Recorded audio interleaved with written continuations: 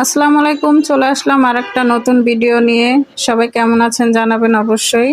তো আজকে আমি সকাল সকাল নাস্তা বানিয়ে নিচ্ছি, সেটারই একটা ভিডিও করে রেখেছি, সেটাই দেখাবো আজকে সবার সাথে শেয়ার করব। তো এই যে সকাল সকাল আমি পরোটা ভেজে নিচ্ছি অল্প তেল দিয়ে। পরোটা একদম লাল লাল করে ভেজে নেব। এই পরোটাগুলো খেতে খুবই মজার হয়। আজকে আমাকে আমার খুবই একজন আপন, খুবই একজন কাছের মানুষ আমাকে একটা প্রশ্ন করে বসেছে।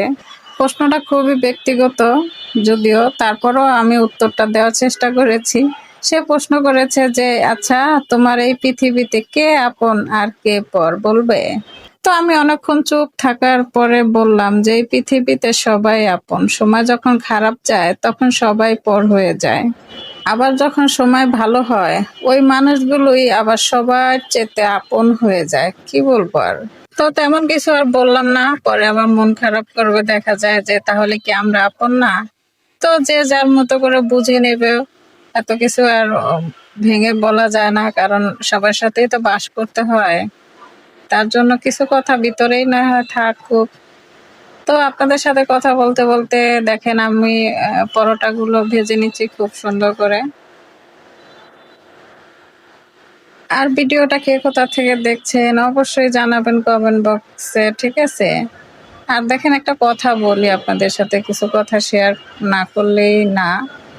আমি এই পৃথিবীতে এক শব্দে বলতে পারি আপন কারা হয়। আপন হয় প্রথমত মা, কারণ মায়ের মতো যত্নশীল নারী, ধৈর্যশীল নারী আর কেউ হতে পারে না এই পৃথিবীতে, যে কিনা বিনা স্বার্থে আপনাকে ভালোবেসে যাবে, তার কোনো স্বার্থ নেই। আর দ্বিতীয় শব্দ বলবো বাবা। বাবার মতো দায়িত্ববান পুরুষ আমার মনে হয় না এই পৃথিবীতে আর দ্বিতীয়টা হয়। হ্যাঁ, স্বামীকেও বলা যায়, কিন্তু সেই সাবজেক্টটা আলাদা। বাবা মার সাবজেক্ট আলাদা, আর স্বামী স্ত্রী সেটার সাবজেক্ট আলাদা। তৃতীয় শব্দে বলবো আমি জীবন। যা জন্ম দিলেই তো শেষ হয়ে যায় না, কিন্তু বাবা মার মতো দায়িত্বশীল আর কেউ এই পৃথিবীতে হবে না। তো কথা বলতে বলতে এদিকে আমি ডিম পোস্টটাও করে ফেললাম।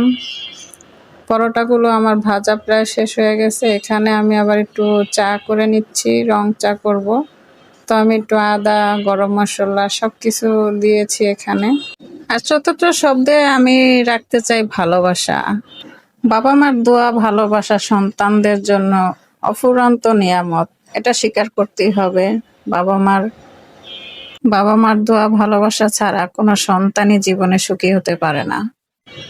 তো আপনাদের সাথে কথা বলতে বলতে ভিডিওটা অনেক বড় হয়ে গেল।